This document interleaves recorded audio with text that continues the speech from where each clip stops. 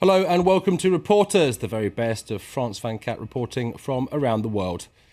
Today we focus on Mali, a country thrown into crisis last year by the Islamist takeover of its north.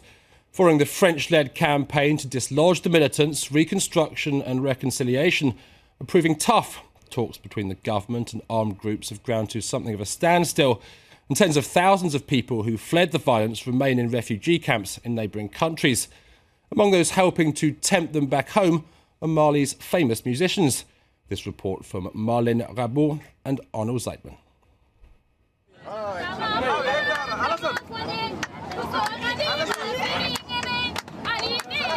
A caravan of musicians on the move to promote peace for Mali. Musicians from the north and the south of the country have come together to deliver a message of reconciliation to thousands of Malians living in refugee camps after fleeing their homeland. We're black, white, Songhai, Bambara, Tamashek, Arab. We're all here for peace and against war.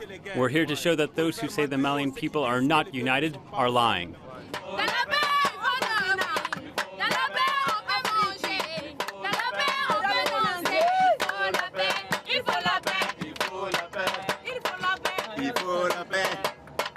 There are around 200,000 refugees in Mali's neighbouring countries, including 50,000 here in the north of Burkina Faso.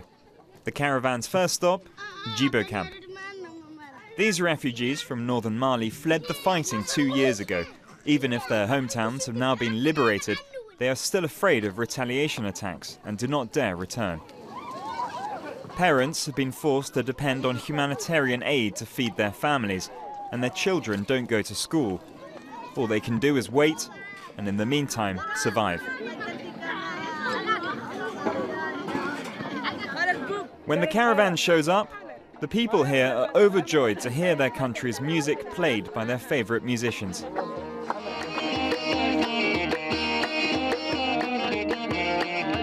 Music was forbidden by the Islamists when they took control of Mali's north.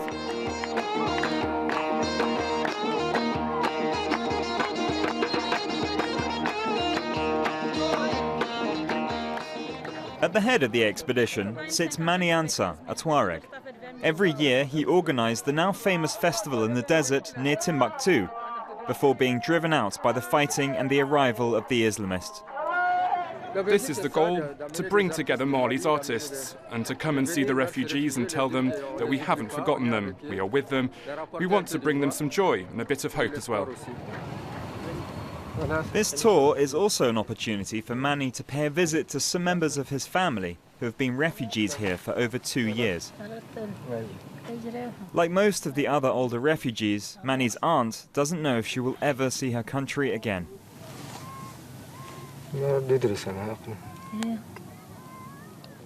Even if the fighting has stopped in northern Mali, many are still waiting for a political solution before they can even think about returning. I'm used to seeing them in better circumstances than this.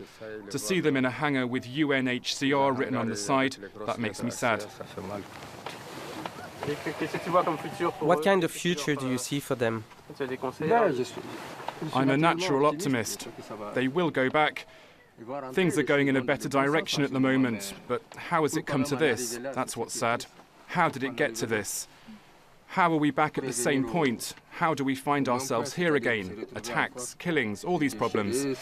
Innocent people get hurt, and then they just go to a big hotel and say they made peace. They make war without consulting these people. They make peace without consulting them too. Everything is done without them. All they do is suffer, and that's not fair.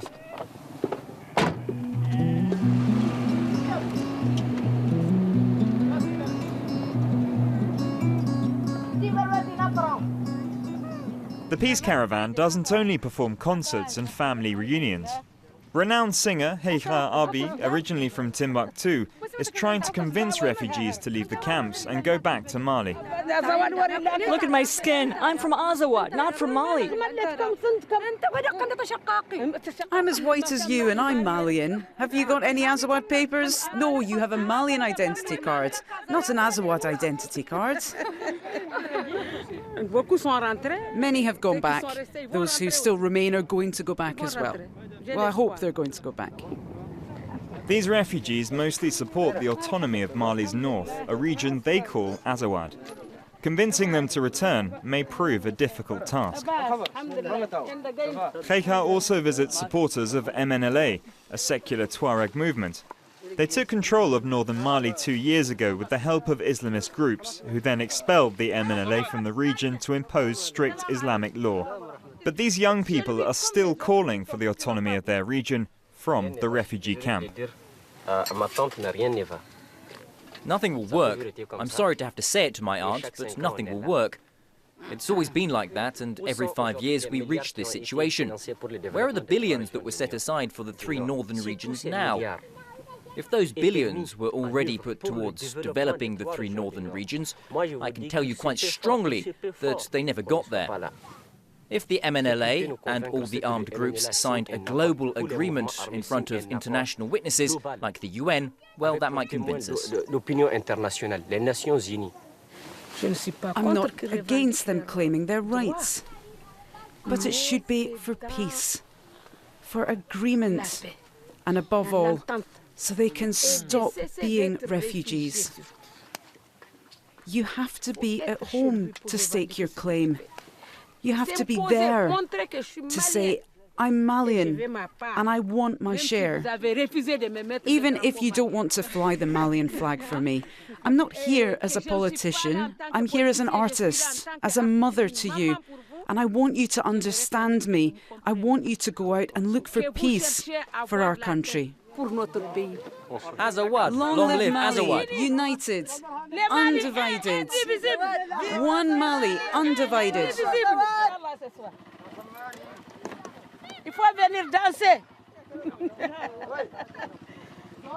The MNLA has been asking for talks to be held since the end of the war, but so far the Malian government has chosen to focus on other priorities. Elections have been held and new institutions developed. Once again, the Malian state is being rebuilt without involving the Tuaregs. This evening, the caravan of musicians plays so the refugees here don't feel completely forgotten. There's a star performance from Tuareg singer Ahmed Ag Haidi from the group Amana.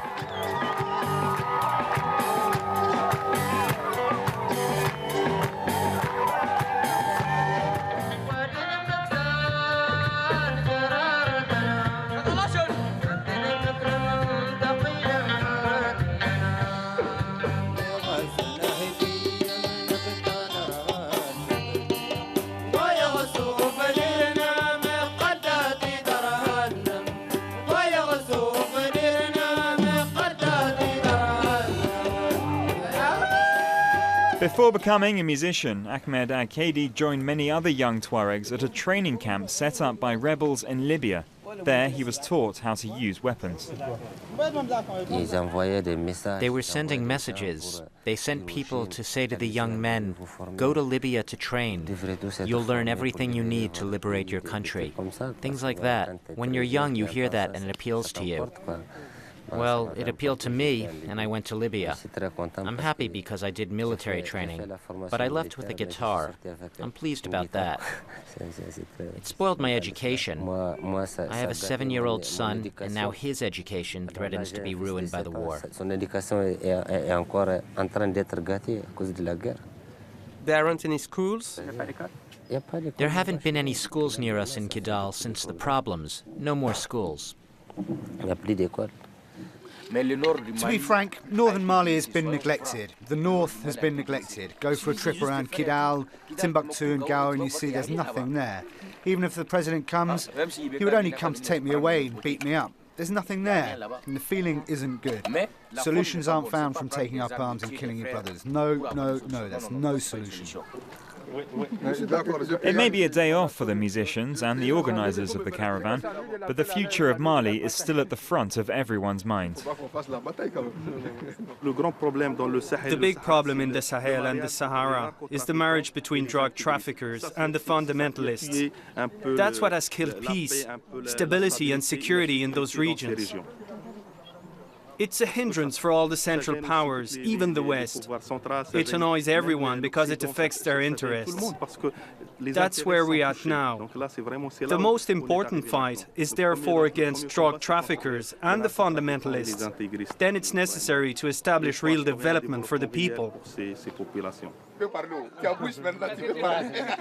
Mali may be in the middle of a crisis, but the musicians of the north and the south still keep strong links. They practice an ancient tradition of back and forth teasing with each other, jokes that focus on their differences, particularly ethnic origins. It's their way of upholding a feeling of Malian unity.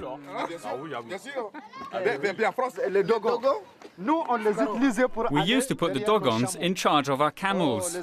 When they brought the animals back in the evening, we would give them what was left of the milk.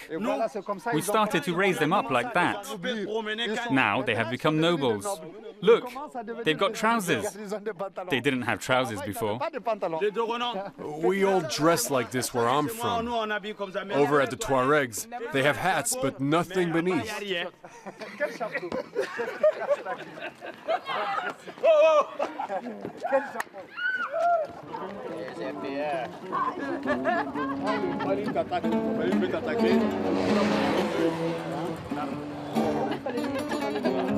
All along their voyage, constant humour and music have helped the group through logistical problems and repeated breakdowns. At the end of their journey to the refugee camps in Burkina Faso, the musicians crossed back over the Malian border, hoping to show the way back to 200,000 refugees still sitting in the camps. A symbolic return to their country, accompanied by the national anthem.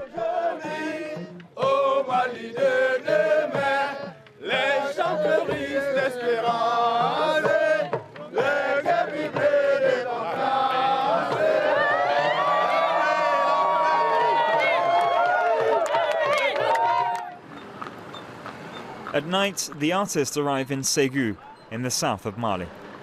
A big music festival has just kicked off, and it's ready to hear what these travellers have to offer. We want to say thank you to you for supporting peace in Mali. We want to say that this country is stable and the Ségou region is secure thanks to everyone's efforts. You are at peace and you will be until the end of the festival.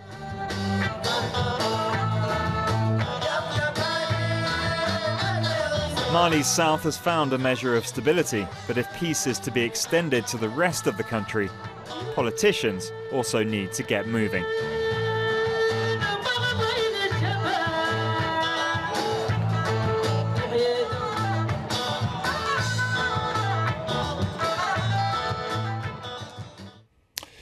Joining me now is one of the journalists behind that report, Arno Zeitman. Thanks very much for being with us, Arno. As you say, in that report, the ball now very much in the politicians' court in terms of peace, reconciliation, reconstruction. Where are we at on that front exactly? Well, at the moment, the belligerents and the mediators have decided to separate two kinds of issues, technical issues and political issues. They've decided to try to solve the technical issues of disarming the troops, and particularly the armed groups who took over North Mali. So at the moment, there are some talks going on in the capital, Bamako, to try to lead to that disarmament of troops to arrive there. They haven't done so yet because there are still some technical disagreements and clearly a lack of trust. Now, once they've managed to solve those technical issues, the participants are supposed to move to the real political discussions. And the other obstacle there is that there is a lack of mediation, because at the moment the technical issues are supposed to be mediated by the UN mission in Mali, but the political issues are to be mediated by either Burkina. I mean, the armed groups wanted to have Burkina Faso mediating, but this has been rejected by the Malian government now, and now you have Algiers and Morocco who are candidates to mediate those talks, but it's not clear yet who will do so and it's also pending to those countries' own agendas with elections due in Algiers next month. So the Malian crisis still seems to be pending on regional issues, on foreign agendas, and of course the main victims are the Malians themselves, and particularly those who are in those refugee camps. There's about 200,000 of them in those refugee camps, particularly in Burkina Faso, as we saw in your piece. What's needed for them to return home? Peace, and for this peace to prevail, trust. There are still reports of incidents. Sometimes some Tuaregs are killed. And of course, those reports have a very negative impact on the trust that the Tuaregs and the Northerners in general who are in the camps have for the government. So there's still a lot of work to be done to try to build that trust for security to prevail again. And most of the refugees, what they say is that they've known it's a long crisis. There has been some rebel insurgency before in Mali in the early 90s, for example. But what they're saying is that they hope for real permanent political solution to their problem before they can come back, and this is not coming yet. Very quickly, Anna, one of the problems for Bamako is, in terms of controlling the north, has always been the lack of state there. What are they doing to try and build that up again in terms of investments? It's very complicated and not much at the moment. There's been pledges of money, millions of euros have been pledged by the donors, but they need to have access in the north, they need peace, and for this development to really happen. And at the moment, it's not really happening. Arno Zeitman, thanks very much for talking to us. That's it for this edition of Reporters. Do join us again soon.